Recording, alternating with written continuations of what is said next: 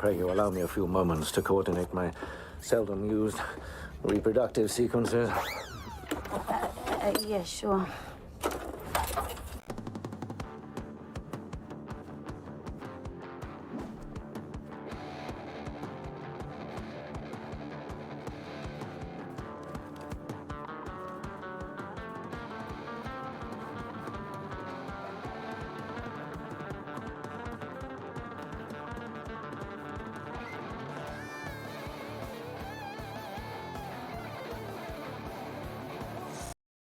Well, space truckers, come on. Welcome to the end of the world. This is episode 32, where we are going to talk about space truckers, Earth's Hell only yeah. hope. Hell yeah. Yeah, really. Hell yeah. Hell yeah. Speaking of hell yeah, how's your week been? It has been not bad. Like I've been we've been eating like in mostly lately, and Monday I just had this massive craving for like just a fast food greasy burger, Mhm. and I got it, and Nice. I felt really bad afterwards. Like I was like I could barely function, but it was nice. I enjoyed it. Well, So- that's the important part. Exactly. Nice. Yeah. Well, burgers aside, that sounds like a pretty good week, you know.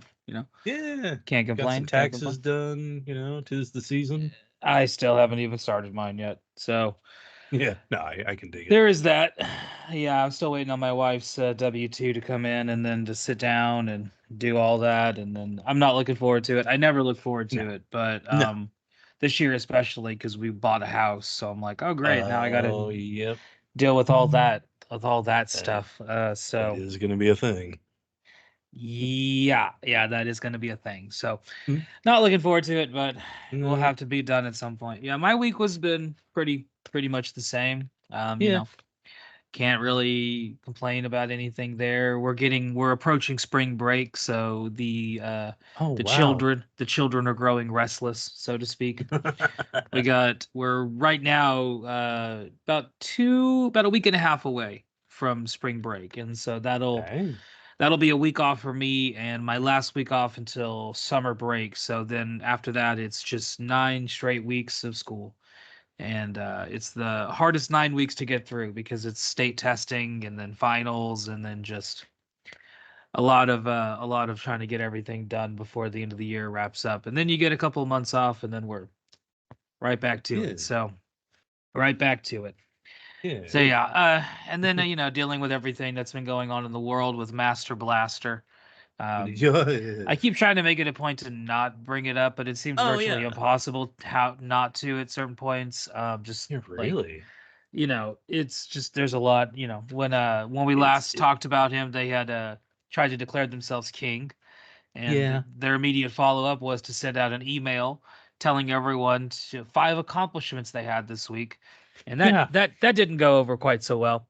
Yeah, so the timeline on that was sending out the email, and then people in the administrations and stuff like that, the heads of these departments saying, Yeah, ignore that email. Don't respond to that And email.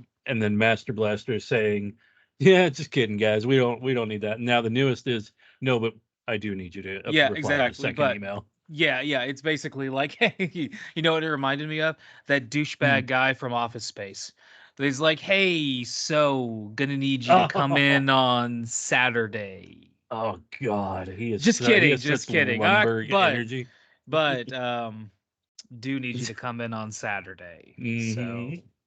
Oh God, the Yeah. most Lumberg energy. Oh God, yeah. Master Blaster definitely has some lumber. Oh. Well, lumber fucked.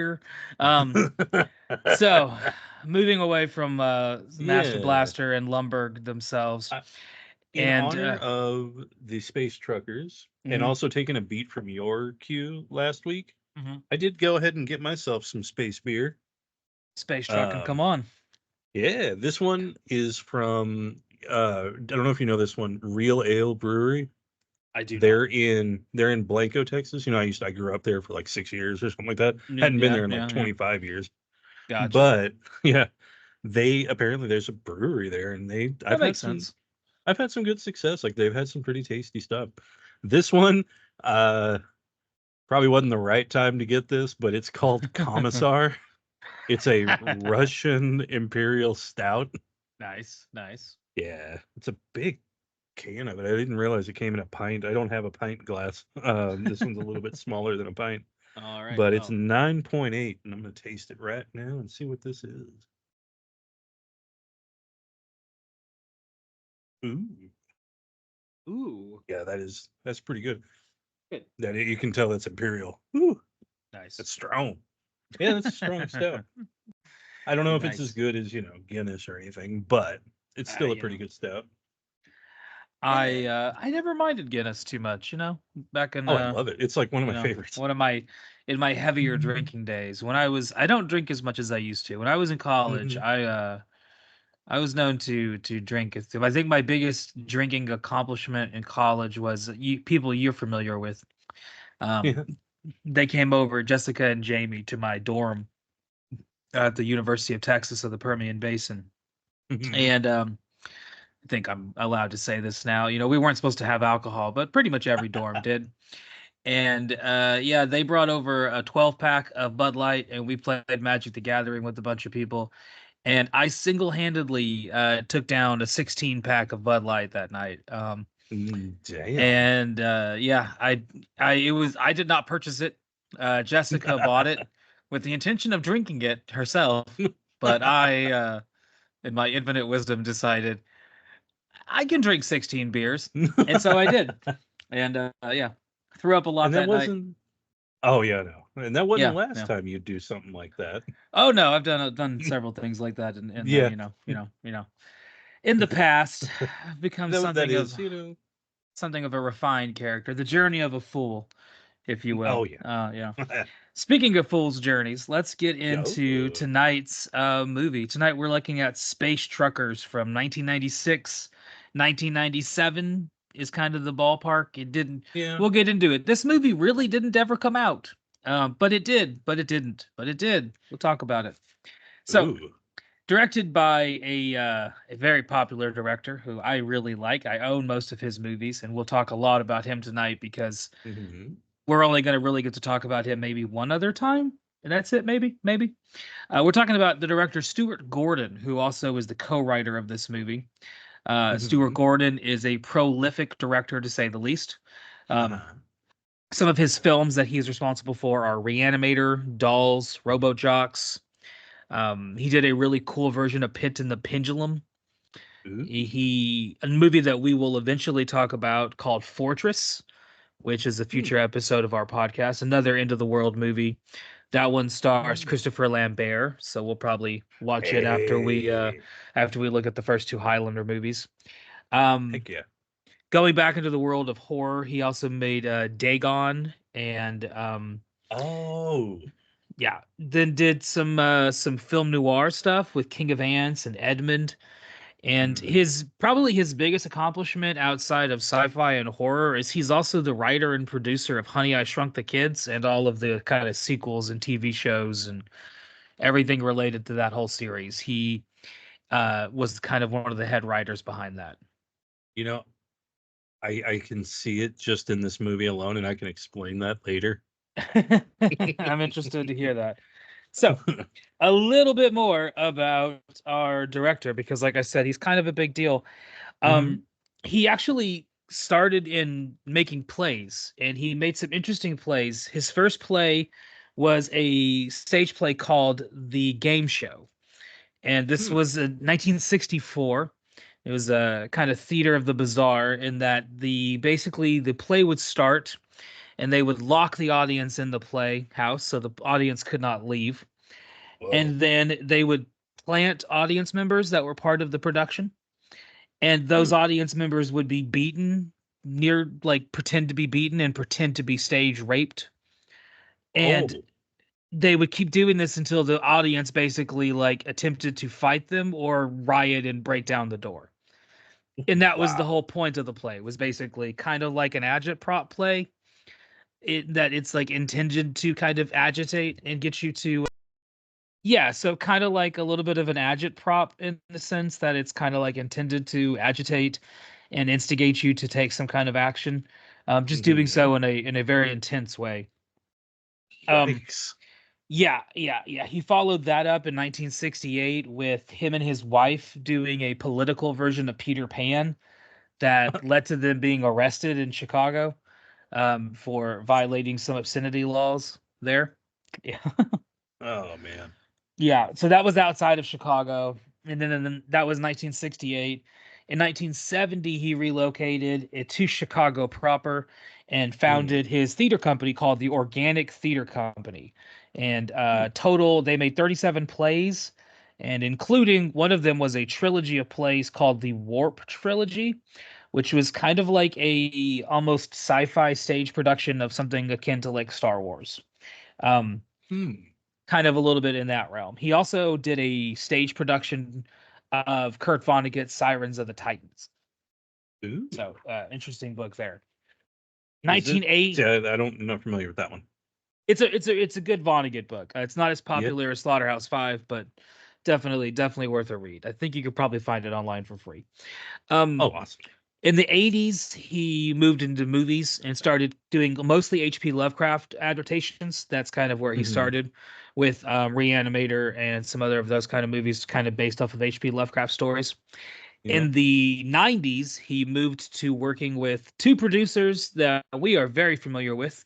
And this is how he ties back into our second episode ever. He worked with the Band family. So Charles and Albert Band, who were the father and son, writer, producer, director of our second episode, Crash and Burn. So That's same group of right. people.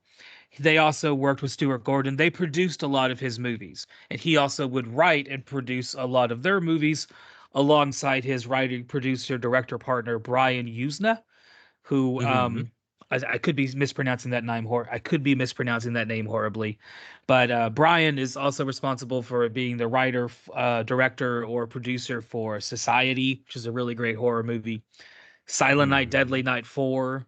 He did Awesome. Bride of Reanimator, and he did The Dentist 1 and 2. Oh, okay. And Brian also did one of my favorite movies, Return of the Living Dead 3, which is a really fun Ooh. movie about a girl that gets killed and she gets reanimated as a zombie, and her boyfriend's trying to like basically take care of her. If you ever wondered where that kind of like zombie in love trope started, you thought it started in the 2000s. Nope. It goes back further than that. Yeah. So Stuart Gordon would unfortunately die in 2020 at the age of 72. So no longer with us, but ties into a lot of the movies that we have talked about and or will talk about as we continue going through our journey in the wasteland. Yeah, this guy definitely shaped a lot of my tastes when I was younger, especially Yeah, Reanimator on its own.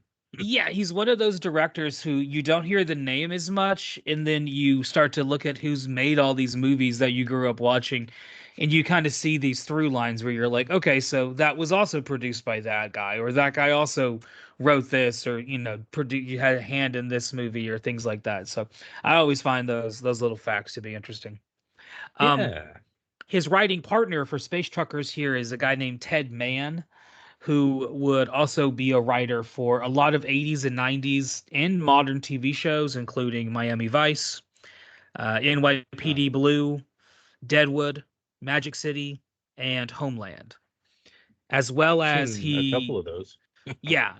as well as he wrote something called from the 1980s called Disco Beaver from Outer Space. Oh, hell yeah. No idea what that is, but I desperately want to find it. Yes.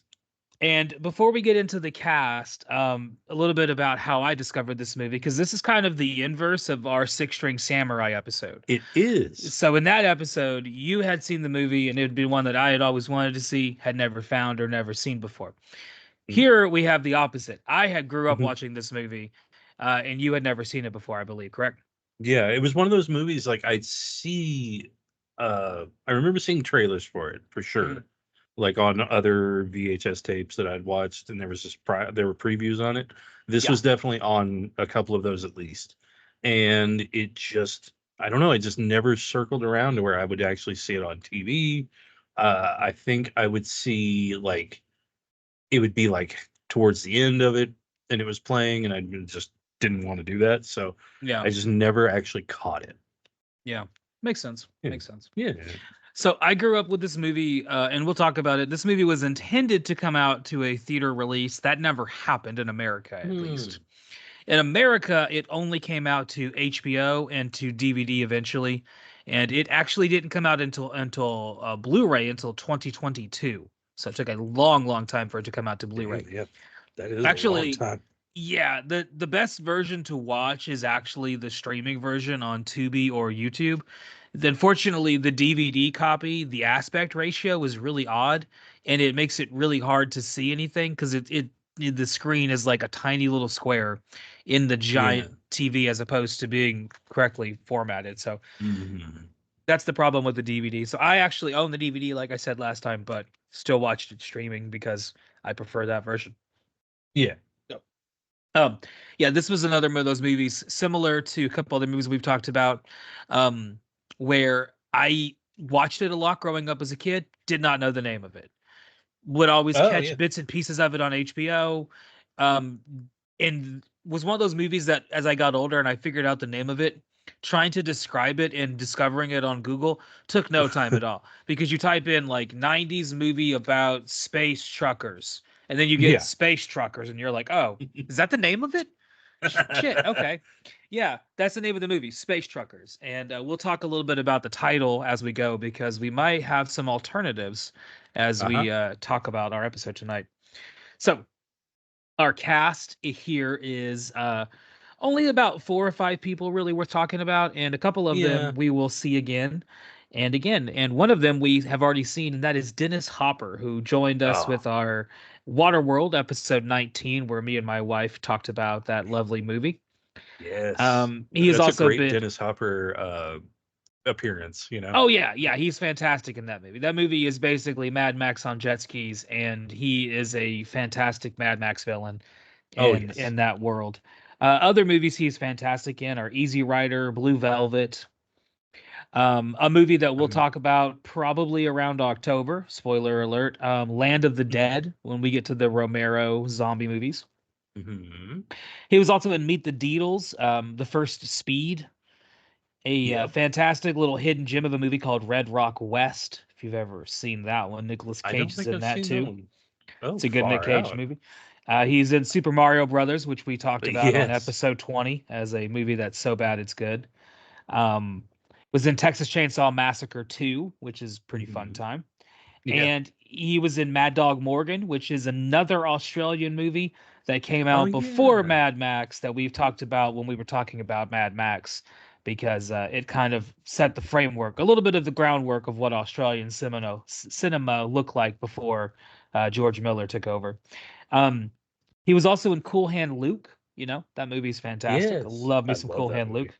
And a tie-in to our previous episode 31, we talked about the writer of The Swarm, and that man also wrote the TV show Naked City, which was a cop show in the 1960s, and Dennis Hopper also appeared in Naked City. So, little connection there to our previous episode.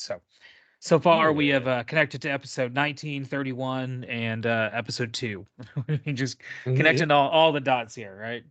Just imagine us chain smoking as we sit above a board of string, telling you how everything connects. It all comes back to Kamala fucking Harris, right? Good Lord. Fluoride's gonna make you turn into a gay frog. What was that other movie? Shit. What was that other movie that was I watched it a bunch. Like, it would come on HBO and stuff back in the day. That was with Hooper. It had with Dennis Hopper. It was in Kiefer Sutherland was in it, and they were like, he was kind of. It was my kind. I don't know, not really my intro, but kind of my understanding of like aging hippies and stuff. Okay, that's not the movie I thought. I was remember. When you said Kiefer Sutherland, I immediately went to Truth or Consequences in New Mexico, but I don't think Dennis Hopper is in that. I can't remember but I can't the name remember of that movie. Oh, but basically, like Kiefer Sutherland is this like FBI agent, and Dennis Hopper's like a very like DB Cooper kind of aging hippie dude. And yeah, it's pretty cool. It actually is pretty cool. Interesting. I'm not But familiar yeah, with I that remember one. Or watching it a maybe bunch. maybe I am and I just don't know the title. But we'll have See, to that's look the at that thing. one. It's one of those movies, I just never caught the title. So Yeah, yeah, I have yeah. no idea what it is. Well, joining Dennis Hopper here is Mike, played by Stephen Dorff, who Hell yeah. got his start in the classic 80s horror movie The Gate, and Mhm. followed that up in the 90s with a really, really underrated crime movie, Judgment Night. That is a Mhm. good one. He also was in I Shot Andy Warhol, was in Blade, obviously. Oh yeah. Was in the really, really terrible movie Deuces Wild and Alone in the Dark. Those are both Yeah. not very good. And he's still working today, still showing up in things. Steven Oh, Dorff is awesome. still going. Speaking of still That's going, good. we That makes got me feel good. yeah, speaking of still going, we got Cindy here, played by Debbie Mazer. Yep. She's had an interesting life. She actually was an 80s club kid, so she hung out with like Keith Haring and Basquiat and stuff like that. Like she Ooh. was hanging out with people like that in New York. She did makeup for Madonna for a while. Mm. Yeah. In movies, she was in Goodfellas, Singles, Batman Forever, Yep. the not worst Batman movie. Um, Yeah. she went through a little while where she appeared in like a lot of Spike Lee movies. So she was in like Malcolm X, a couple Mhm. others. She also appeared in some video games. So she did voice acting for Grand Theft Auto 3 and Grand Theft Auto Oh. San Andreas. And of course, we would be remiss to not talk about her role in Empire Records. Oh, I Um, knew it was coming. I was like, I'm gonna explode if you don't say it. yeah, she is, of course, in Empire Records, which is a movie that we will definitely talk about at some Oh point. hell yeah! Oh, we gotta figure out what day Rex Manning Day is. I forgot. It's like in That's April or true. something. It is in April. Yeah, it's coming up. Yeah. Oh Can't yeah. forget Hell about yeah. Rex Manning Day. Um, Not on Rex Manning Day. that is a movie that I unapologetically love, and I Oh, think it was one of absolutely. those movies that you and I bonded over because I think you Oh also hell really yeah. liked it, and you brought it up once, and I was like, oh yeah, I love Empire Records. That movie's Oh, fantastic. It's so silly, it's it's so dumb. It's a perfect it, cult movie for me. I love it. it's It's like such a amazing. microcosm of like I don't know, like almost like a litmus test of like, are you cool? You know? Yeah, yeah, yeah. No, Empire Records is a fantastic movie. We will Oh definitely yeah. have to have a now for Well, something completely different on Rex Manning Day and do a deep dive into Empire Records and how fun of a movie that is. oh So hell yeah, yes. Debbie Mazer is in that fantastic movie. Yes. Our villain here is played by Charles Dance, and he's Oh actually an man. appointed officer by Queen Elizabeth. So that's pretty cool. That is cool. He's been in a ton of movies. The list is goes Yes. on and on and on. Aliens 3, Last Action Hero. He's also a stage actor and done Shakespeare. Mhm. And of course, his probably most common role that most millennials will know him from is he was Tywin Lannister in Game of Thrones. So he Yes. was that kind of a big deal there. Yes. Well, that's the cool thing about Charles Dance. Something that I've always liked about him is like you could see like he's such a classic like Yeah, British dude. But yeah. then you just see him like in these movies like this or like oh what was one of the ones you said? I already forgot. I was Aliens 3 was another example. yeah, Yeah. like Um, movies like that, Last like Action Hero. like Last Action Hero. Like he wasn't too big, you Oh know? yeah, yeah, He would be in movies, he liked to be in movies, clearly. yeah. Oh So, yeah, yeah. He actually, I had this written down as one of the background. In fact, he actually loved the script so much. It's one of his favorite scripts he's ever read. And he yeah. loved that he could play something that was so silly and play it completely straight. And I think that's one of the reasons why he agreed to do it right away because he was just like, this is one of Oh, the best scripts I've ever read. This is fantastic. he's definitely a highlight in this movie. Yeah. So his sidekick in this movie is a character that we have seen before. Did you recognize who played Mr. Cut? I Mr. Cut was He was the guy with the mohawk who first interrogates the oh guys. He was the yeah, yeah, main yeah, yeah. sidekick of the captain. Did you He recognize the actor? he looked familiar. I All right. don't know if I recognize. He is Vernon Wells, who played Wes He in that's Road Warrior. that's right. Oh, Yeah, yeah, okay. yeah. Oh man, I So can't believe I let that just go right episode past me. episode 24 of our podcast. Another connection. This Yeah. movie has a lot of connections, a lot of through lines, right? It's awesome. Once again, smoking cigarette with strings everywhere. Kamala fucking Harris, man. Anyway, Barbara Crampton plays Debbie Mazur's mother, Cindy's mom in this movie. Yeah. Who shows up at the very, very end. And she kind of shows up as like a cameo. She is in almost every single Stuart Gordon movie. She had also been in a lot of soap operas before this, but she was in From Beyond, she was in Reanimator, Puppet Master, Castle Freak, Trancers, Chopping Mall, and the year I was born, 1987, she appeared in Playboy. So she had that kind of going in her background long before she got to this little fantastic movie. So there's a little bit of our cast and everything. Let's get into a little bit. Oh, go ahead. I was gonna say, don't forget George Wendt shows up in there. We were gonna get to him. Oh, were you gonna get to him? Well, I was saving him because he also is kind of a regular here who shows up. If for those who don't know who we're talking about Norm from Cheers. Norm. He shows up here. He also shows up in a lot of other Stuart Gordon movies. So he would show up in King of Ants and Edmund that were made right after this as well. I've always been a huge George Wendt fan. Yeah, he's in a ton of things. He's in everything. He's in things as diverse as like Spice World. He was actually in the black and white Michael Jackson music video. So that's kind of weird. Yeah. Right? Yeah. He's been in a bunch of weird things. He's been in several odd things. Oh yeah. He's just like, he's all over my childhood. And of course, and I may have jumped the gun on that a little bit because, I am having a drink here and I'm thinking of Norm. So speaking of jumping the gun, there's another actor that ties into another episode of ours. Episode 20, we talked about his performance in Freddy Got Fingered, and that is the actor Rip Torn. How does Rip Torn tie into this movie? Well, let me tell you. So Rip Torn was also an Easy Rider with Dennis Hopper. Now, when Dennis Hopper made Easy Rider, he might have been, a little confrontational, maybe a little high on drugs, maybe a little willing to pull a knife on a motherfucker. And so perhaps he pulled a knife on Rip Torn, and perhaps Rip Torn took him to court over this. And as a potential settlement, Dennis Hopper's representatives offered him a role in this movie. I believe he would have taken the Norm job. That would have been played by Rip Torn instead of George Wendt there. That's my guess. I don't know, because Rip Torn turned it down and said, no, I'm not interested in a movie called Space Truckers, and I will take my paycheck instead. So fair. Why would you work with him again if that was the whole thing? I like that. That's the offer. Like, okay, look, Dennis can't afford to pay you. So what he can do is he can get you a job working on this sci-fi movie that we're filming. And I'm like, okay, well, what's the plot? Okay, well, it's about these truckers in space. Okay, interesting. And they're doing robots, and I just imagine from there, Rip Torn just progressively gets more and more disinterested.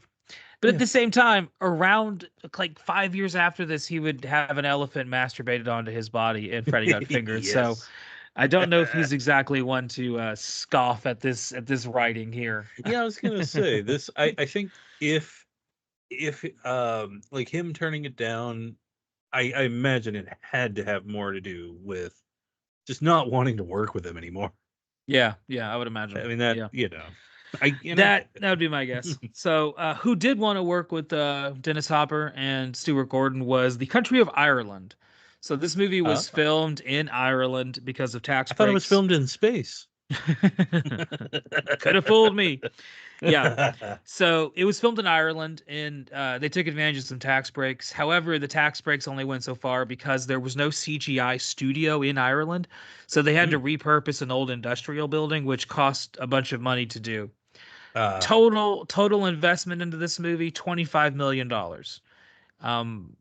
Its total box office revenue, just a little over $1 million. So big loss. And part of that is because while they came out to festivals, it never actually came out to theaters in America. Now, it did in other countries, Ireland included, the United Kingdom, but it would not come out in America on HBO until April 27th, 1999. So almost 3 years after it was filmed. Oh wow. So it's Okay, one well, of that those explains movies why I that missed kind of it. got shelved for a while. Yeah, that Yeah. definitely explains why it was there on my peripheral, but I just never saw it. Kind Yeah. of like, and I know you don't like references to this, but the the Roger Corman Fantastic Four movie, like, Oh, yeah. yeah, like that was a movie I was excited for when I was a kid, but it never actually came out. So Yeah. at least Yeah. this one did eventually come out. A lot of This one Roger did Corman eventually come out. energy, It does. So but yeah, a lot of it that. A does, lot yeah. of that. Yeah. But Yeah. it's in that, when you talk about who made it and everything, I'm Yeah. like, yep. Mhm. Speaking of Robert Corman energy, the rating of this movie and why we are ending our month of bad punishment movies from Auntie is because on Rotten Tomatoes this has a rating of 17% approval, so that is Huh. fairly low, and on Well, yeah. IMDb it has a rating of 5.4. So Hmm. both of those seem to kind of indicate that this movie is not liked by most. Yeah. Spoiler alert: I really like this movie. I loved it. I had a Yeah, great it's a time. good time. I like sometimes you wait for a movie and it builds up and you're Yeah. just so excited to finally watch it and then it just falls flat. Me, I did Yeah. not have that problem this time. No, I this just is had a great. good time. Yeah. This is great. So this movie, the premise of this movie is Gordon and Mann, when they wrote it, they imagined what space would be like after it has been colonized and came to the realization that probably for the average human, nothing would really change, right? You still have a 9 to 5, you still got to pay bills, you still have to work Hmm. for the man. And so they took that kind of idea of a sci-fi world and put that as the focus of the script, as to like, let's focus on a sci-fi adventure in which there are no like genius wizard tech computer hackers scientists, nothing like that. I mean, there are some of that in here. The Yeah. captain is kind of the closest you get to that, but really our three main characters are truck drivers and a waitress. Yeah. Those are our It's heroes in a space story, which is different than you usually see compared to like Star Trek, Star Wars, oh Battlefield yeah. Earth, so on and so forth, Hmm. Battlestar Yeah. Galactica, the list goes on and on and on. Oh, absolutely. Yeah, no, it was very refreshing. It was very cool. Yeah. Yeah. So they actually said, the one of the producers said that they thought this was the first space film without any techies, scientists, or any such tropes, and that it was just going to be a sci-fi movie about the working class. I don't know if that's accurate to say it's the first ever about the sci-fi Yeah. working class, but I'm not going to bother doing the I was research gonna to say verify that. So Alien was kind of like, Alien definitely has some of that, and this movie definitely rips off a lot from Alien, oh yeah, especially in its second half. oh yeah, big So time. this is one of the only Stuart Gordon movies to not feature nudity. And honestly, there are a lot of times, given the plot, you probably Yeah, could have thrown some nudity in there. I'm I surprised they thought I didn't. started to think, yeah, I was like, are they about to like, Debbie like, Mazer about to get naked? No, yeah, I was she like, gets what's as close happening? to naked can get, but does I not get was about to completely say, naked. yeah, because I was like, I All the don't think way I've up ever into. seen her do that in a movie. So, Yeah. And so this movie has a lot of similarities with episode 7 of the anime show Cowboy Bebop. So much so oh that it yes, is kind of believed that they probably had seen it or had watched it beforehand, and it kind of directly tied into a lot of what they did on that episode of Cowboy Bebop.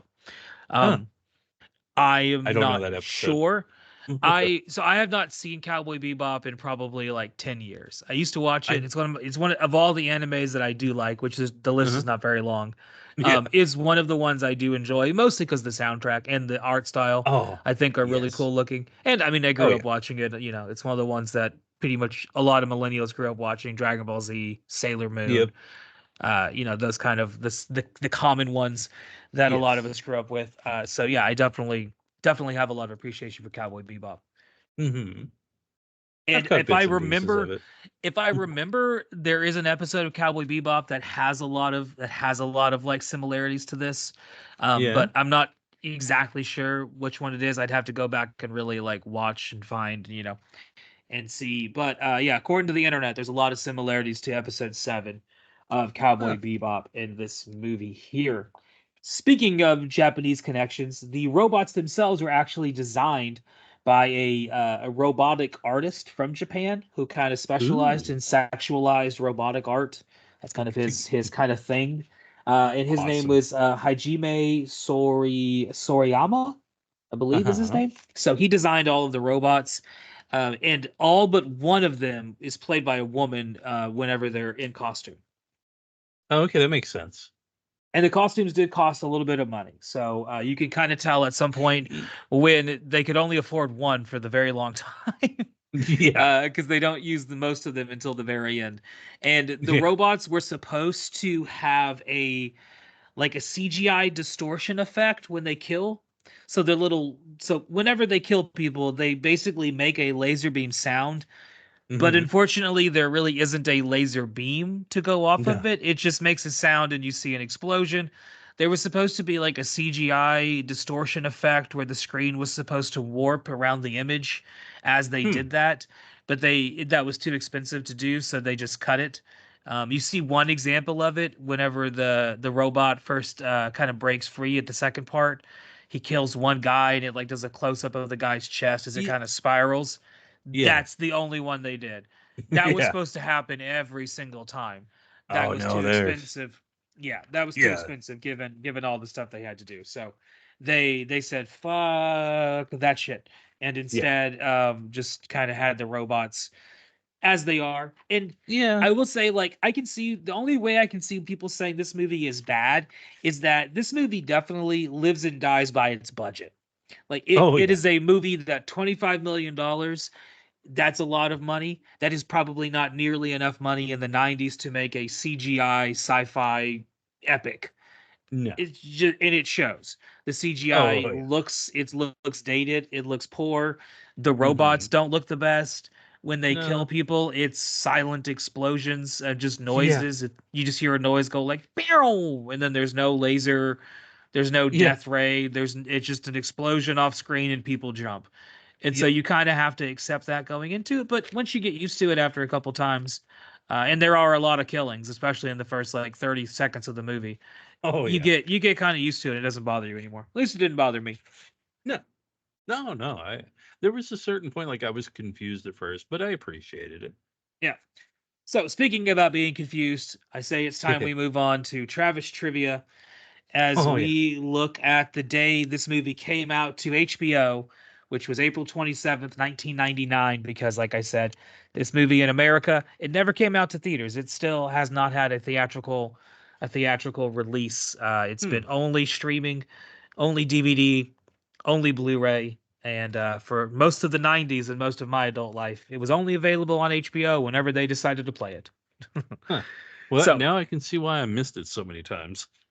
some hints about our top five tonight. First off, Oh Lord. I know every single one of these songs, and so do you. Oh, okay. Second off, you know every single one of these artists. Yeah. So here's some hints. The first hint, number five, is a song that has appeared in probably every teen movie ever and every prom since probably 1999. Is a classic prom song, Oh. sung by a group who I think have some Christian origins, but moved away from Uh, that. I know exactly who you're talking about. Okay, I'm interested to see if I was right, if I was laying it down. Number four is a Hmm. duet by a rapper and a R&B sister of a famous musician who you have brought up many times, and it has never been the correct answer. Number three is a band that became a pop rock band in the 90s, but actually has their origins as a kind of shitty hardcore heavy metal punk band called the Shrinky Dinks. Oh, okay. I wasn't See if you expecting that. see if you remember who the Shrinky Dinks eventually became. I There you don't. go. This is my first time hearing that band name. So, Okay. Well, another hint for them. The lead singer has become kind of a notoriously famous douchebag who is on a lot of reality TV shows that people's grandmothers watch. I God, don't know if that helps or not. I, All I right. don't watch any reality shows. I don't know. Number two had a resurgence in the 90s with a annoyingly catchy song, but most of her prime was in the 70s with her husband in their TV show and No, her yep, yep. career. Yeah, yeah. Say no more. And number one is a a trio of rapping ladies who also Yep. had a big hit in the '90s about men they do not want. All Sure right, did. All right. so I think I with the think exception of like you gonna maybe are you gonna? a I'm trying to couple of set you them, up for I've some got. home runs here. I really appreciate it. You just Yeah. lobbing them to me. Well, you need some help there. This is also not a bad list. Like these are all easy, not No, I easy was gonna songs, say, but songs I think people and our age and would know. and they're not bad songs either that So I'm thinking of. you want to start at number 1 or number 5? I'm gonna start at number 5 Okay, because go I ahead. know it's Sixpence None the Richer, and the song is oh, I had the song in my head. Dang it. Something people like around Valentine's Day. Oh, it's gone. What happened? Kiss My me. head. Kiss Me, that's right. There you go. There you go. Yeah, Yes. yeah. So they were a I was Christian. going back to She's All That. They had some Christian. Oh yes, she's all that. Yeah, yeah. Yes. And not another teen movie. And can't hardly Yes. wait. Like Oh, yeah. it just gets repeated again and again and Yeah, again. it does. Yeah, yeah. Classic song. Number Yep. 4. Any guesses? So I've kind of forgotten what you said. A rapper and the sister of Oh, a right. famous pop star duetted So on this song. I'm gonna say Janet Jackson's the pop star. Yes. Yes, but I don't think I know this song. So the music video is burned into my head because it was a very like visual, interesting music video. The song is Busta Rhymes and Janet Jackson. What's it gonna be? Oh, do I know that one? I You bet should I know know that it. I the just music don't know it. video is really good. All right, number 3 was the Shrinky Dinks. They were a pop Oh, rock group that started off as a kind of yeah. like a hardcore punk band. And you The said lead now the singer, the lead lead singer singer is, is kind of a douchebag. Yeah. oh man, that could be most of them from the 90s. I'm gonna say, I know I'm wrong. Uh, Might be right. I'm gonna say Sugar Ray, but I know I'm wrong. That is correct. Oh, I am right. Oh That God. is correct. Yeah, Sugar Ray was actually a punk band back in the day called the Shrinky I Dinks. They actually there's an episode of Heavy Headbangers Ball from back in the yeah. late 80s, early 90s that features a young Mark McGrath. As at the time So he was into that kind of music because that so was what's going to make him money. I remember I've listened to some Sugar Ray from like their when they Yeah. were still Sugar Ray, but their earlier stuff where they were a little more hardcore. Uh-huh. I didn't know there was another name before that. Yeah, originally they were the Shrinky Dinks. There is a music video That's of not them playing in a hockey rink that's not where a very they good are. name. It's not. It's not. So the song was one of their classic songs, Sugar Ray. Every morning, there's a Yeah. halo hanging from the corner of Yeah. my girlfriend's bed. Anyway, Yeah. number 2. Any guesses? Oh, you gotta Her. remind me of. This was her big '90s hit. She was popular in the Oh, '70s duh, with that's her right. husband. Cher. Cher. Yeah, do you remember the song that'll get burned into your Uh, mind? it was the oh god, it was the one that started. She was the first one to use autotune that way. Yeah, up there. It Yeah, was yeah. that song. I think what to believe. Do you believe? Yeah, believe. Yeah. Do you There it is. believe in life after love? Yeah. Oh Yeah. yeah, Yeah. yeah. There was no I do escaping that share. one. I do believe in it, share. And number Yes. 1, our the number 1 Oh song yeah. on April 27th, 1999. Any guesses? They were complaining about scrubs like me. It was TLC. Yeah, TLC. Because No scrubs. I was hanging out the passenger side of my best friend's ride, trying to holler at them. You were, and it's a problem. And unfortunately, you now need to stop because of the But restraining here's the orders. thing: the reason I was hollering is because one of them had toilet paper stuck to the bottom of their shoe, and I just wanted them to know. So, Well, you should probably I go mean, if about that in that's different ways. Should probably go about that in some different ways.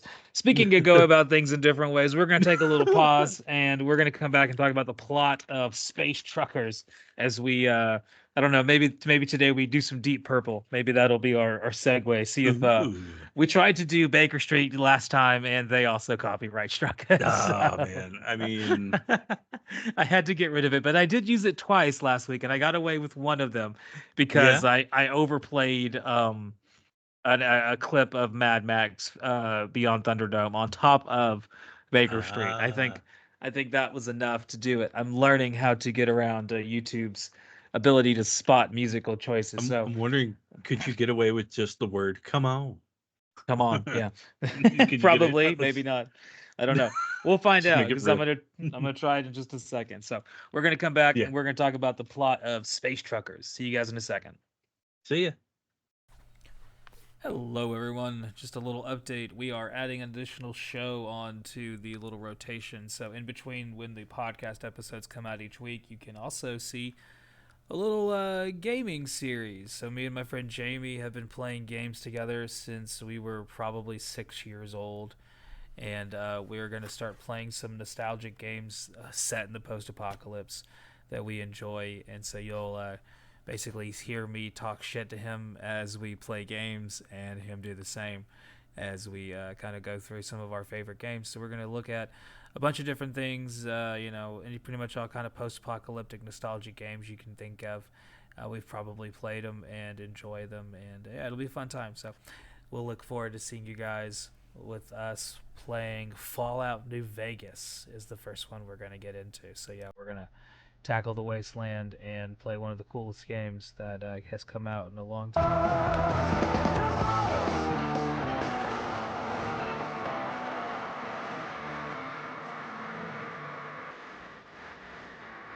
And welcome back to the show. Let's talk about the plot of Space Truckers. So the movie starts with us going off of a moon of Neptune called Triton. And Mhm. so we immediately get introduced to some of the villains of the movie, which are two EJ Saggs and Dr. Nabel, who will eventually show up as just the captain. And these are the two main bad guys. And we'll see both of them later on in the movie, although one of them we won't see again until basically the very end of the movie. Yes. So they got some kind of I love how we start with some visual homages to Star Wars Episode 4 Mhm. as we like wind our way to the base as we kind of get to like the whole thing happening. And Yes. the two villains are preparing for some kind of training exercise where the doctor is basically showing off these robots that he made, what they can do, and Mhm. they basically kill every motherfucker in the room. Yes. When That's you pretty much absolutely when you positively must when you absolutely get positively Charles must. Dance. Yeah, yeah. And this is immediately where we see that we can't afford lasers. Yeah. It's not the special effects, at least the sound we got, and we also can't afford more than one robot right now because that's all Oh you yeah. see. One robot kills pretty much everybody, but then he's immediately turned off because Yeah. the doctor has an off switch, and he's also built 5,000 of these things. Yeah. And this is where we get our pre-apocalyptic scenario. Basically, Yes. these robots represent the end of the world by whoever controls them, and who wants to control them is Sags, who is going to look to purchase them. However, he's going to take them away for free as he then immediately sticks the robots on the doctor, and we Yep. begin our movie under the presumption that the doctor is dead. And Mhm. that's how we start. So, pretty cool little Yes. introduction here. It is. I like it. Yeah. I like Oh, I it. know. I really did like that. And now, and remind me here, are we introduced? I'm trying to remember that Segs dude. Are Uh, we introduced to him as like a military guy so or like he's a company CEO, and later on he brings right? this up because he shows up later on as the president, and he Yeah. mentions Which, that oh boy, hard he to mentioned hard to get rid of the Master Blaster connection. yeah, especially because he mentions that the government has become privatized. And Yeah. now that he's a company CEO, he can basically buy whatever he wants, which is kind Yeah. of the situation here. Is he runs this company that is kind of a nameless Right. company that basically Yeah. controls almost everything. Yeah, because they And just call it the company. the company, yeah. Do you work for the Mhm. company? Yeah. And Yeah. John, our main character, Dennis Hopper, that we're about to meet, he is one of the few truckers who does not work for the company. That's And right. He you can owns his own tell rig. he owns his own rig, and you can tell that because he doesn't wear like NASCAR lapels with logos all over his body of what Yeah. company and trucks and products he's working for and selling. So, kind of an interesting take on the future in the sci-fi world.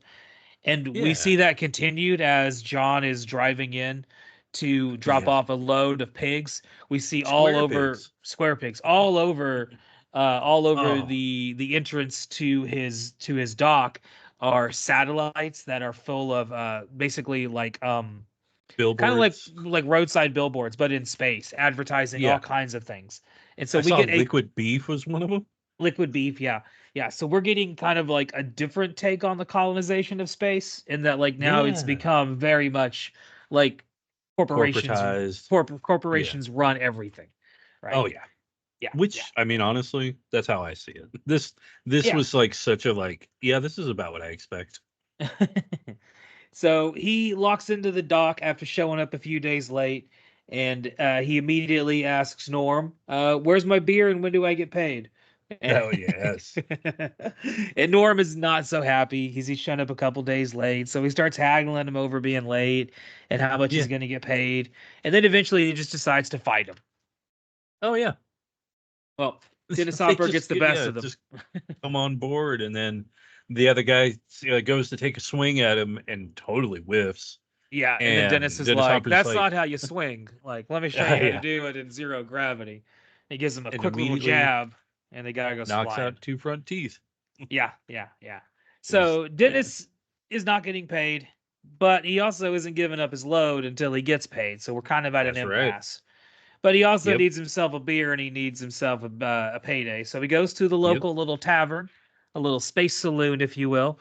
And this is where we meet Yep. our other characters of Mike and Cindy, Debbie Mazer and Steven Dorff. And I love how the movie has kind of like a Star Wars-esque cantina scene here, but done in Yeah. a very different way. This does not look like a place of scum and villainy. This looks like a shitty space station Waffle House. Yes. And 100%. it looks like a place that if you were a trucker in space, you would want to go to. Like it's a Yeah. late night Waffle House where you can get something to eat before It you load it back up on your rig and head back out. it reminded me back when I was like 18 or so, and we were hanging out at IHOP overnight and Oh just yeah. sitting in the smoking section. I was the only one not smoking, but like Yeah. just a bunch of like misfits hanging out. College. This Some of them is were college kids. Some of them were truck. One of them was a truck driver, and this then is like why oh we go just ahead. had a good time. No, I was yeah, gonna no, I say was just saying, this is why I weep for like Gen Zers because so many places that used to be open 24 hours are now closed at like yes, 10, and that sucks because like when I was in it, college, that's where an IHOP, a Denny's, a yeah, Waffle House, catfishing company for those in the Odessa region. yes. There you go. This is where we went to sober up after a night of drinking and debauchery. And they would let you sober up. Like I don't know how many evenings I spent drunk in an IHOP booth, Oh drinking yeah, water and Diet Coke for hours and eating eggs and pancakes because I was very, very drunk and oh needed yeah, food and calories to balance out the alcohol level in my body. And people were fine with it. Like police were there. Like no one is, I never got pulled over or anything. It wasn't a thing where no, someone was like, that man's leaving the IHOP drunk. It was like, yeah, that kid's probably drunk, but he just sobered up a little bit. It's a different world, yeah. right? It was a 2000s, different world. 2002, 2003, 2004, 5, and 6 were it was a different time to be alive. It Different was. time. Yeah, I don't think that world exists anymore. I don't know if I can I go don't think anywhere at so. 12 o'clock at night to sober Yeah, up see, and because until 2 we o'clock used in to the go. morning and Yeah, spend because like we. $10 on food. Oh yeah, no, I would all. I was broke back in those days, so Oh God, I would yeah. just drink water. Yeah, And yeah, yeah. but I found out if we were, because we would stay through the shift change, if we didn't like hand over the receipt to the next waitress, Uh-huh. they didn't know. They didn't know what we just had. Now I never took advantage of that, thank goodness. But I could have, but I'm glad Could I have. didn't, Could because have. that would have sucked. Because like these Yeah, are yeah. working people. It's true. Yeah. Speaking of So I working may not have people, appreciated. Oh, I yeah. love your segues, sir. Speaking of working people and stiffing waitresses, we meet our characters, which are all working people. And Cindy here is a waitress whose mom is on Earth and she's in need of a surgery. And so she strikes a little bit of a deal. And Yeah. eventually we do Dennis Hopper's character of John does admit this is kind of a shitty thing he does. But he Yeah. basically tells her, like, hey, if you'll agree to marry me, then I'll get you to Earth. And he does Yeah. this because he's taken a liking to her. We set up that John comes into this establishment. They know each other, but he sees Yeah. her talking to a new guy for the first time, a younger guy who's also a Yeah. trucker, and she's laughing at his jokes, and they very clearly seem to have some chemistry. And this immediately sets John on like a territorial thing where he's like, "Well, I got to make Mhm. you my wife. That way, Oh yeah, he's beating his age gap be chest, damned." He's definitely having a silverback moment.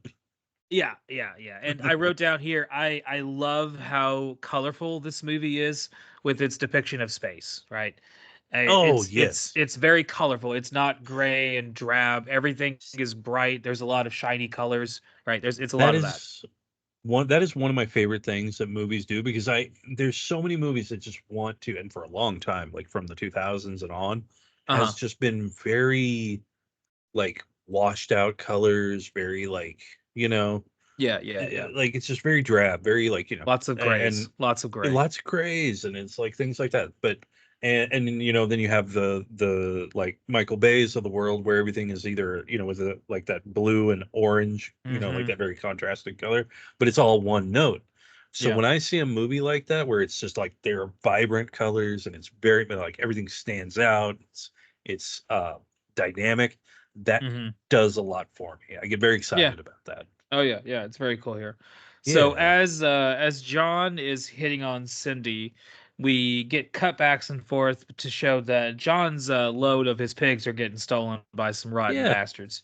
And then Norm shows up to reveal who the rotten bastards are that have been stealing John's shit because he shows Hmm. up to basically tell John, Dennis Hopper's character, I want you out of here right now, and you're not getting paid. Did fill your truck up for you though.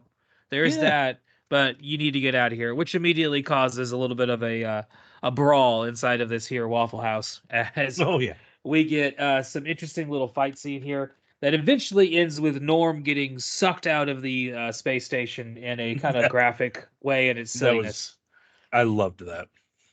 Yeah, yeah. So one of Norm's colleagues, he shoots a window of the Waffle House, which blows a hole in it. It opens a vacuum into space, and everyone Mhm. starts getting sucked out. And Norm, he is not able to get free and is Nope. unfortunately sucked into the depth of space, which kind of sets up everyone on the be on the lookout for Dennis Hopper and everyone's care and Debbie Mazar and Stephen Dorff's characters Mhm. because they think they had something to do with him being killed, and in a Yeah. way they kind of did, but Kinda. they tried to save him. They tried. They tried, They they gave him did a what they hand. could, Yeah. and this is kind of our first, I would say, parallel, maybe homage to Alien. Oh yeah. Yeah. Yeah. Yeah. Definitely. Definitely. Definitely. There's a lot Mhm. of them in this movie, and Oh, that yeah. is definitely the first one there. So in order to get out of the space station and not get caught, they go to the ladies' room, which Dennis Hopper's character John apparently seems to know has Yeah. a fake robot screaming woman who will scream at them when they open it to get out of there that she's going to the bathroom.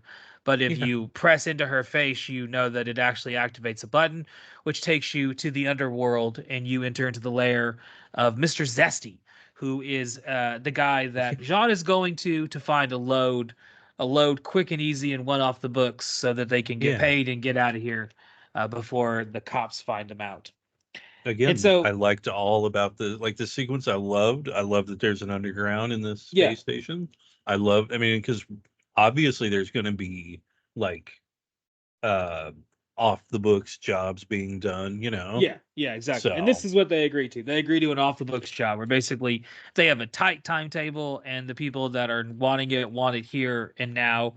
And they also can't open the payload and go look at it, nothing like that. So it's yeah, and very, they're there's told Mhm. because they're told what it's like sex robots, Yeah, sex dolls. which again, you were saying that it was the robots were designed by that uh like an artist that kind of Uh, does like sexual that, so a little bit of a like nod to the artist. Yeah, yeah, a little bit, a little bit, a little bit. Yeah. So they take off, and Mike and Cindy want to know John's plan, which is his plan is basically just to get off, and they'll figure it out as they go, right? Yeah, So I love in the true Dennis premise. Hopper fashion. Exactly. I love that the premise of this movie in like D&D terms is you have a party of neutral good characters who are Yeah. inadvertently helping a evil character by delivering a payload to him. And I just like Yeah. that's like the setup that this movie has is like they don't know what they're doing is bad. They're just doing No, it because they're just trying to get by. Right. that's right. Cindy needs to get home. John is looking for some money. Mike is just trying to get his feet started in this whole trucking business. Yeah, So because yeah, whenever he first takes on the job of like delivering the square pigs, yes, it's basically because he's like, what? How does he say it to Dennis Hopper? Where he's like, I don't have it. You know, this is it. I'm out of money. I'm out of anything. Like yeah. this is it for me. It's either this or nothing. Yeah, he basically So tells them I'm broke because so John gets fired for the pig job for yep, showing up late. And so they immediately hire Mike to replace John. And so now Mike has a job and he's got all this little, this regalia of this company he yeah, works for. And John's yep. giving him shit for it. And Oh yeah, Mike's retort is like, what do you want me to do, man? I'm like, I'm literally broke. Like, if I don't yeah, accept this job to get money, I don't have food to eat. So, what do you want me to yeah. do? Like And I so, like that like this version of the sci-fi future is very different than like everything's great. It's very yeah, much like no, it is the future. We're no longer on Earth, at least not everybody. And things are horrible. Like things have yeah. not gotten better. In fact, things have Things probably have gotten not worse. changed. Yeah, really. Yeah, And yeah, like and there's this really sets up like there's no real I mean, they do some unsympathetic things, but for the yeah, most part, our characters are not unsympathetic, you know? yeah. No, no, no. I really like that this kind of takes like the Han Solo kind of character idea archetype and kind of expands upon it by giving it different shades of like, well, what if Han was actually broke? What if he was an Yeah. older guy who had kind of seen some shit and wanted to help these young people because he thought they were nice together? You have Yeah. these kind of different dynamics going on. So the cops want to stop John and Mike and Cindy from getting out of here, and Hmm. John is able to get out of this by smashing into these little like satellite lane dividers they have in Yeah. space, and this Yeah. causes like a kind of like a Rube Goldberg effect, where one smashes into the next, which smashes into the Hmm. next, and this gets most of the cops that are off to them to be distracted because they're constantly getting hit by these things and or Yeah. worried about getting hit by them. So this allows them to get away, or so we think. Yeah.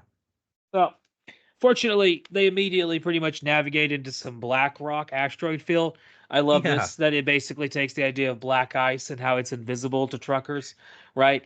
And it puts Oh it yeah. into space. Like, what would that be like? What is a thing in space that you could like not see that's going to cause you a dramatic amount of like having to steer Oh in a yeah. space field? Black rock See, asteroids. it's so cool because like it's space, but they kind of ground it with things that we experience. You know, like Yeah, something that yeah.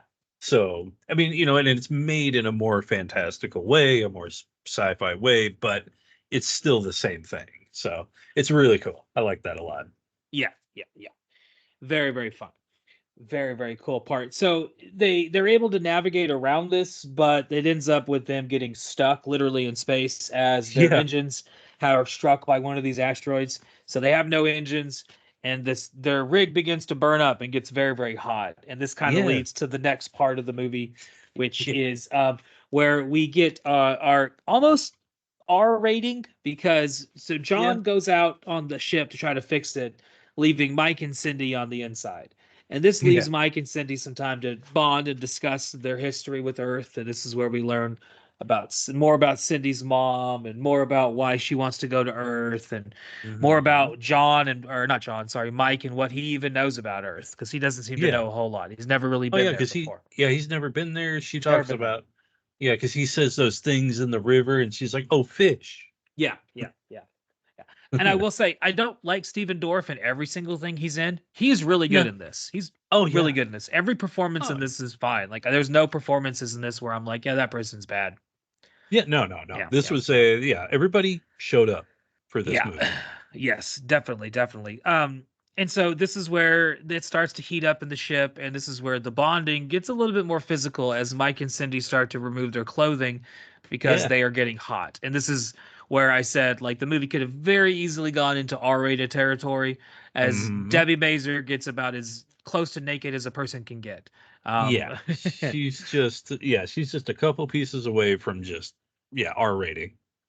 And so things start to heat up between Mike and Cindy with John on the Yep. outside.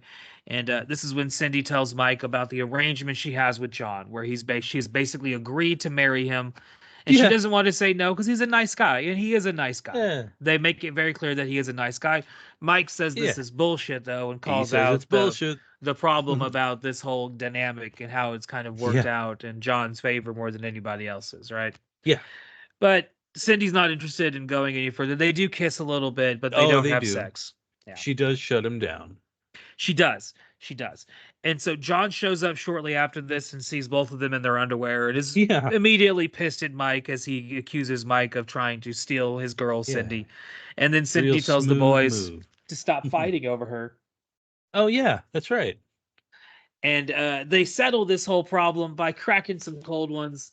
And as they say, they plan to just wait and see what happens. Hopefully someone will come and rescue them because John's plan to fixing the ship didn't work, so they have nothing to do. Oh yeah, because this is where we find like he is trying to kind of do some work on the rig, and he gets a little too close to messing with the I don't know, like the cargo hold. Yeah, the cargo and, hold. Yeah, it like zaps at him. Like these turrets, these laser turrets, come out, and that's when we really know, like, okay, there's a little bit more going on to this load than what they've been told. Yeah, probably not sex dolls if they're shooting at them for trying to get too close to them. Yeah. Yeah. So this doesn't last for too long, as they immediately, shortly after this scene of cracking some cold ones with the boys, they get boarded by a freight jacker. And this is where we meet our villains of the movie, and where we immediately meet our reoccurring character of Wes from The Road Warrior, who shows back up here. Vernon Wells playing Mr. Cut, who was the first person to meet the crew. And of course, immediately they take a liking for Cindy, as she is pretty much naked as soon as they meet her. So they string up all three of them, and they leave them there for our creepy villain to show up. And this is where we meet our captain, who is actually the genius from the beginning of the movie, who was, we thought, killed by SAGs. Turns out he wasn't. He has been able to put his body back together by taking some machines and robots and pieces and kind of crafting his own little body anew.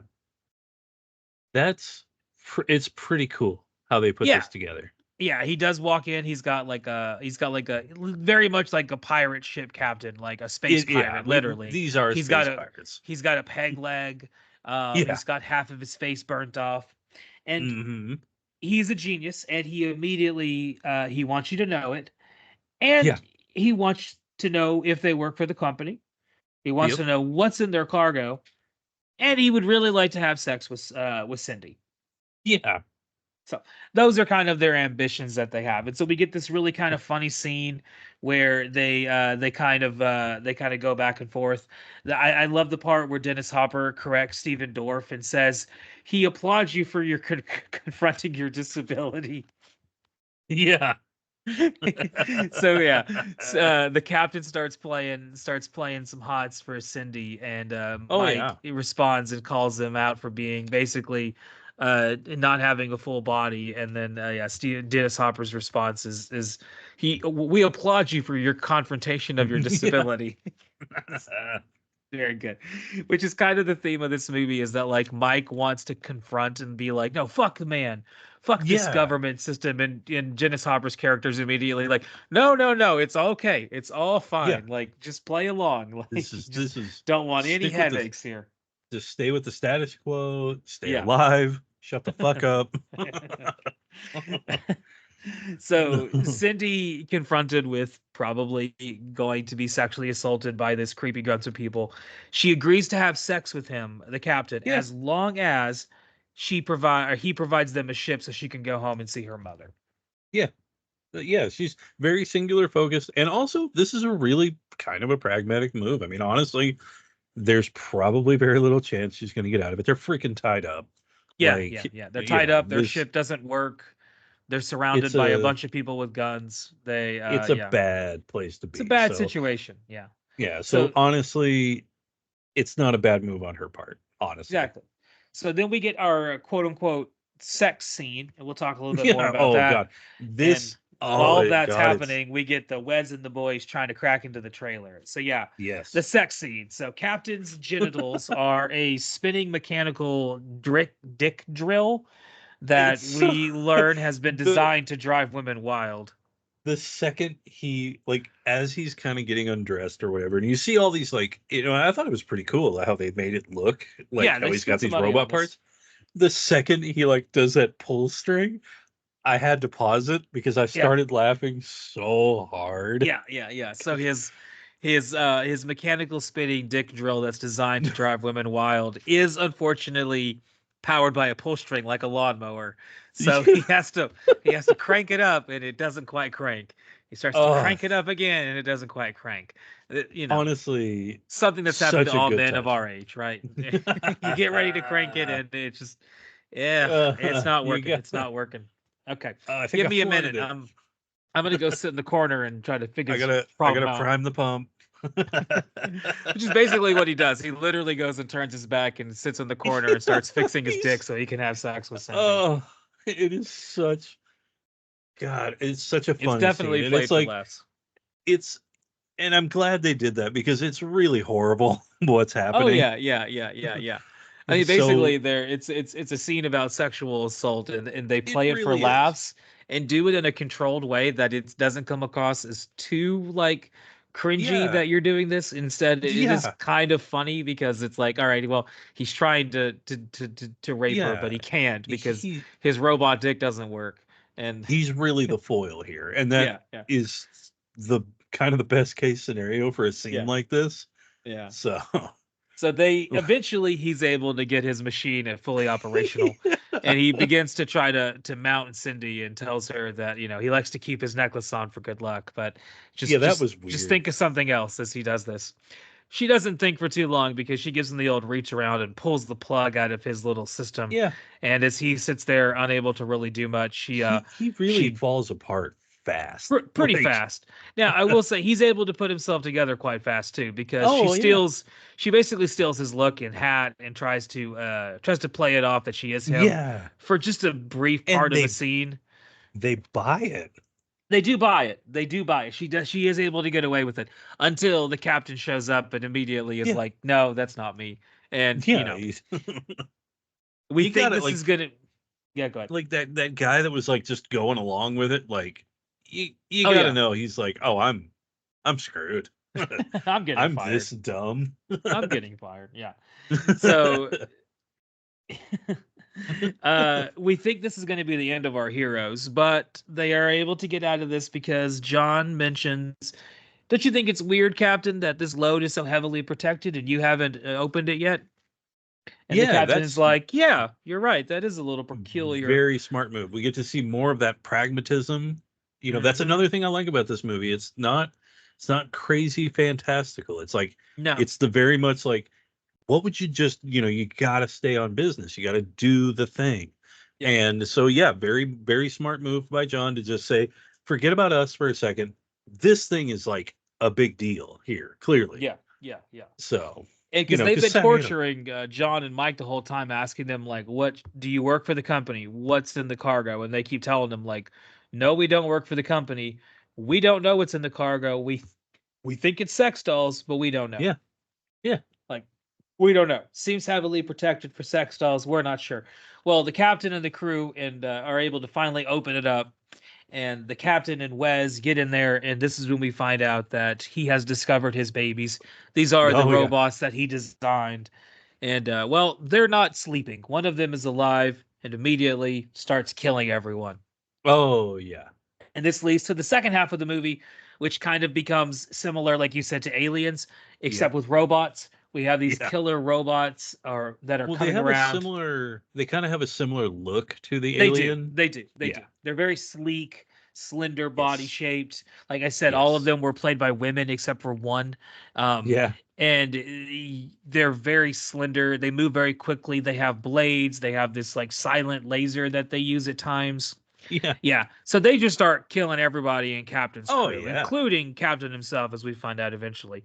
But Yeah. Wes is dead. The fat guy who fell for the trick from Cindy is Yeah. dead. Everybody's just getting killed left, right, and center. Cindy is able to free John and Mike, and they are able to book it by going the back way around to get into the rig to get the hell out of Dodge before the Yeah. whole fucking thing explodes, because that's what happens shortly thereafter. Is the Yep. entire thing explodes. Yeah. So they think they're out scot-free, but we quickly find out that they're not, right? As no. they find out that John and Mike have to go and see what's left of the captain as they investigate the cargo hold to see what the hell is going on with these robots, Mhm. because they get some 'Cause I think indication that they something's can not quite hear right. something. Yeah, they Yeah, hear like they something hear moving something around back back there. there. Yeah. So they go back and they talk to the captain, and he explains to them basically what these robots Well, are. half of the captain. Half of the captain, yeah, Yeah. half of the captain. And he basically tells them, like, this is a robot death army, and it is, if it will, one of them can do all of that. Look at how many there are here. And it's just Oh like, well, yeah. and then the captain dies finally. And so now the movie is centered on these three characters trying to survive these robot attacks, as they Yes. kind of have to keep fighting back against them, as they're just trying to get home to Earth for Cindy to see her mom. Yeah. So yeah, you really get an Alien thing going on here, as we have Oh like yeah. basically like the second half of Alien, whenever it's mostly just Sigourney Weaver and she's trying to Mhm. skirt around the alien. Imagine that, but with three characters, and now we got robots instead. And Yeah. same thing, they're trying to kind of figure out how they can get around and not die. Yes. And this leads to John having a plan, which is basically he's going to ride the rig down, which will kill all of the robots as they enter into the atmosphere. And he wants Mhm. Mike and Cindy to take the escape pod. He wants them to go get married, and he admits that he was jealous of Mike, and he admits that he was wrong to force Cindy into marrying him Yeah. in order to get anywhere. And this is around the same time where we get our robot attack scene, where they swoop in and they attack, and we get some of the robots killed by a fire extinguisher and a microwave. Yeah. Which I do like that. That It's- is how they are able to defeat the yeah. robot army, which makes sense because they're not like Marines, they're not like assassins, they're not Jedis, they're truck drivers and a waitress, Yeah. right? So what are they going to Yeah. use? Fire extinguisher and a microwave. Absolutely. So I like that that kind of continues all the way through, right? Oh yeah. No, So this is such a cool space movie. Like yeah, just yeah, regular space film. and a very different one than you get in a lot of other ones. Like it Oh, kind of has a absolutely. whole different agenda and a different kind of theme that it's going for. So Cindy and Mike take off on the little escape pod there, and Mhm. they leave John to fight the robots. And we looks like John's gonna die because all of them are swarming him. But then all of a Oh yeah. sudden, Cindy and Mike show back up, and they're able to help John out a little bit. Yeah. And then John's able to ride the load all the way down while being Mhm. attacked by the robots. And this scene actually looks pretty cool. Like the Yeah. reentry scene, given it's 1996, given the budget's 25 million, it looks pretty good. I'm not gonna lie. Yeah. Like it hasn't aged perfectly, but I've seen worse CGI effects. Oh, Like I've seen definitely. worse. It's not too bad. So Cindy and Mike land, and they watch as they think John is seemingly dead, but he Yeah, because they actually see is that a smoke trail yeah. and They see a smoke trail coming from the thing, and so they think John didn't make it. Turns out John is fine, and all three of them kind of end up jumping up and down and celebrating. And we yeah, think the movie is going to end here. It doesn't quite end. We get a little doesn't bit quite more. end. We get a Yeah, because we get like newscast. the Yeah, newscast. a Yes. newscast, yeah, detailing the three unlikely heroes, two space truckers Yeah. and a waitress, have saved the world from a doomsday of robots coming to kill everyone. And Yeah. we then finally see Cindy's mom, and she's in the hospital. And we learn that she was frozen because she couldn't afford her surgery. And now that Yeah. she was able to, they unfroze her and they did her surgery. And we immediately see that John has kind of got the hots for Cindy's mom. Yeah. A little bit of a resolution for poor John. A little bit of something for poor John. And then we get the beginning of the movie loop back around, because our Yep. villain from the very beginning, the guy that started all of this with the robots, he shows back up. Turns Good out old Sags. he is the president. Yep. And So now the we get a pres little too close to, a little we get a too close to home. little I was gonna say we get a little too close to modern times, because the Yeah. president shows up. He's totally not Master Blaster at all. No connection to current events, as he describes that the government has become completely privatized and owned by hmm corporations, and now everyone just basically they have to do what the government says. And so he gives them basically an ultimatum. He says they keep their fucking mouth shut and they Yep. don't die, and Get a we'll give you some suitcase money. full of money. Suitcase full of money to make you go away, and I'll buy you a new rig, right? Yeah. So Mike tells him no to go fuck himself. John Yeah. immediately becomes a bootlicker and says, "Of course, yeah, we'll take your payday." Of course, yeah. So Mike and John go back and forth as Mike's calling John out for being a sellout. John's trying to explain that Mike and Cindy just got married. Y'all need this money. You can go buy a house, Yeah. have a kid.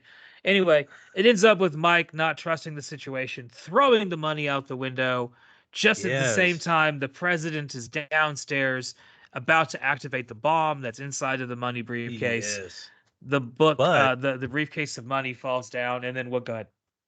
I was going to say, here's where we see, that distrust, that refusal to capitulate with the corporation, with the power, with the status quo, ends up saving their lives because when when he does hit that detonate button, where is that? That suitcase is falling, and it's gravity is his downfall because it True. lands right on his car.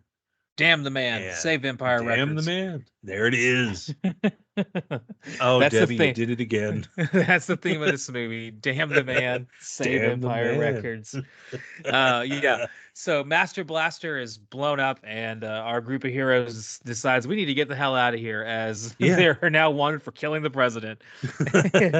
So they get up And on to another rig. They get a new rig, and it's all four of them. It's all four of them, yeah. It's Cindy's mom has come along, and she's asking, like, is she going to get sick as they travel into space? And yeah, that is where our movie ends us. So I like how that ended. I think it's a good end. It's a good end. it's a Overall, very yeah. Go ahead. What did you say? Oh, I was gonna say it's just a very cool ending of like they're still working, like they still have to work, so like True. it's more, they just keep on trucking. Hey, Keep on trucking, baby. Woo! Keep on trucking. Speaking of keep on trucking, let's talk about our feelings about this movie, and then we're going to keep on trucking to a little ending segment that we're going to do tonight. A little something different about the title of this movie. Yeah. So overall, I've always felt that this is like a really fine sci-fi movie.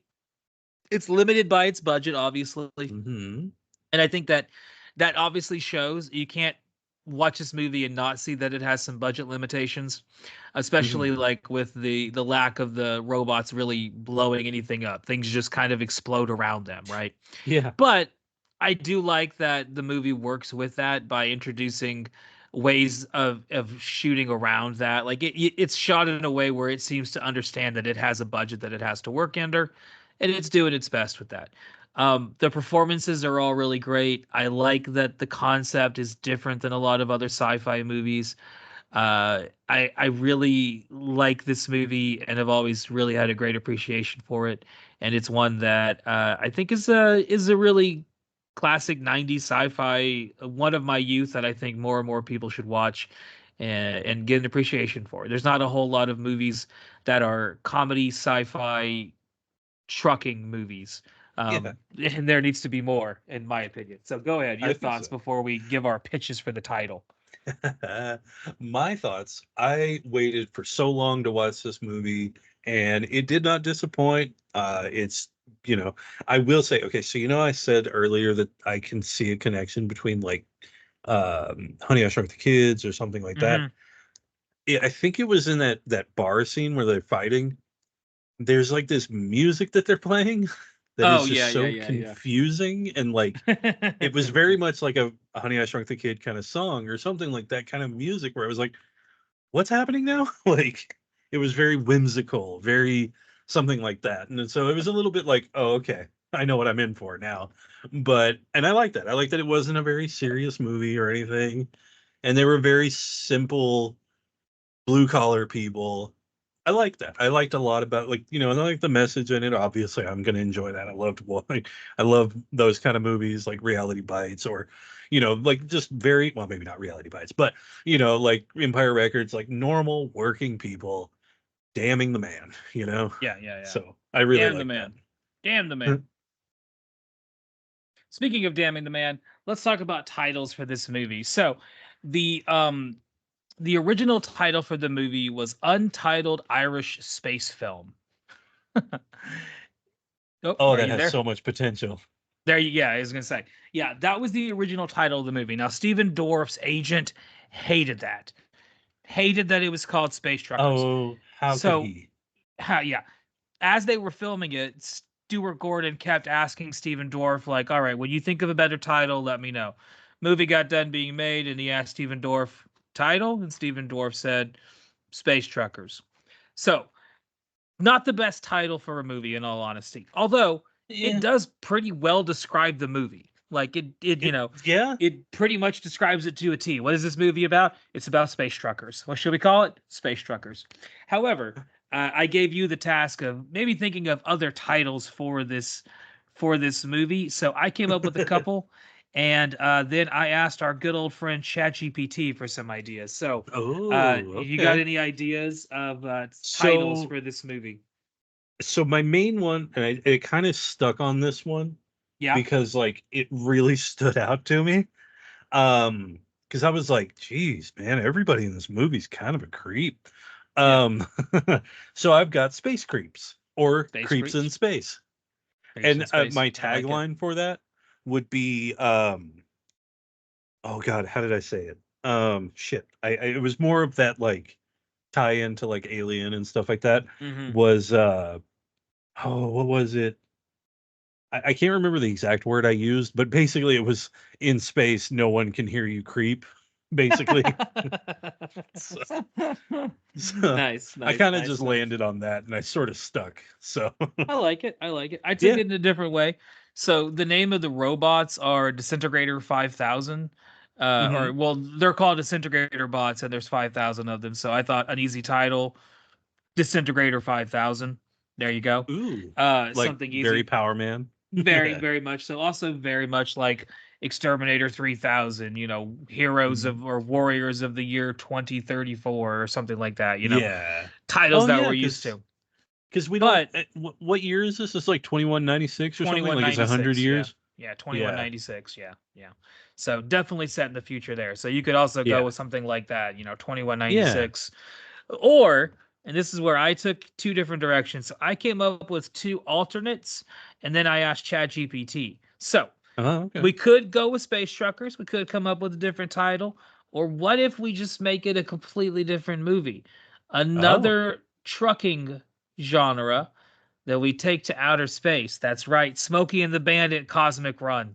We get Oh. rid of Mike. Ooh. We get rid of Mike as a character, and we just fucking smoke. We just fucking focus on Smokey and the Bandit and their Yes. adventures in the outer space. Or BJ and the Bear Galactic Road Warrior, and we replace Mike and make him a monkey. I Could am take it all that over way this. too. Could take it that way too. Space Monkey. Yeah, yeah, exactly. Now, that's not enough. I went to ChatGPT and I asked ChatGPT, I said, hey, give me some alternate titles based on the film's premise and theme.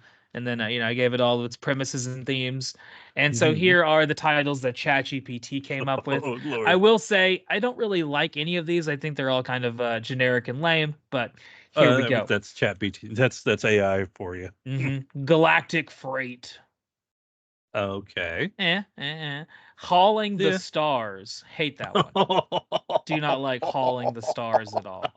God. Bad, bad, bad, bad, bad. Oh. Cargo Across the Cosmos. Okay. That has something.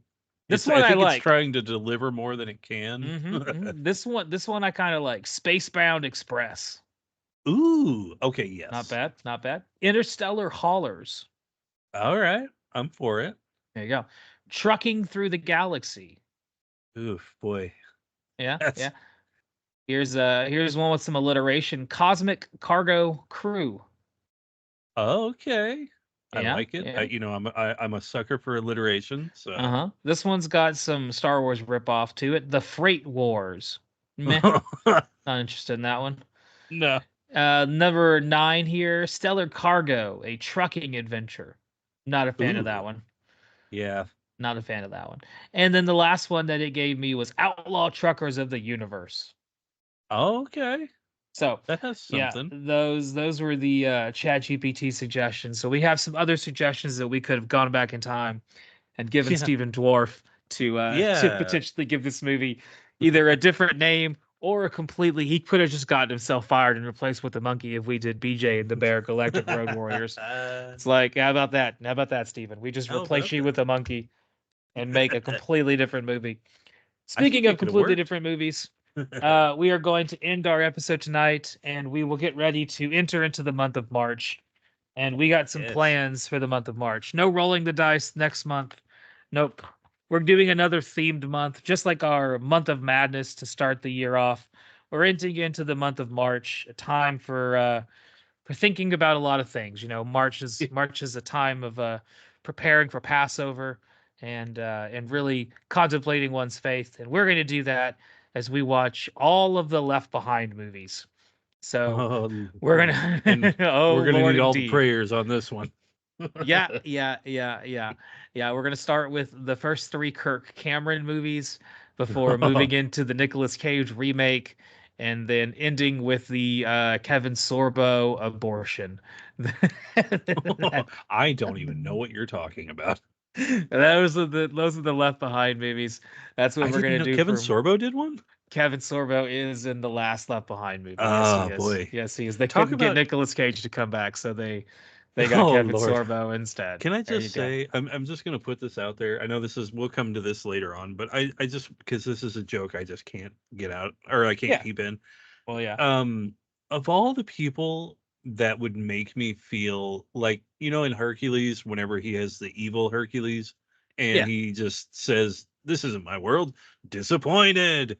He's the actor I think that most fulfills that disappointed thing for me. Like, man, I really liked Kevin Sorbo back in the day, Wow. and now look at him. Yeah, But anyway, he's a big Master Blaster fan. He's a fan of oh, Barter. He's a big fan of Barter Town and the way it's oh being yeah, run. And yeah, next week we'll come back and talk about Left Behind 1, talk a little bit more about Barter Town and what Master Blaster are up to, and a little yeah. bit about ourselves and how our lives are progressing as we continue our journey into the wasteland. Thank you guys for coming along, and we will talk to you next week. Bye. Take it easy.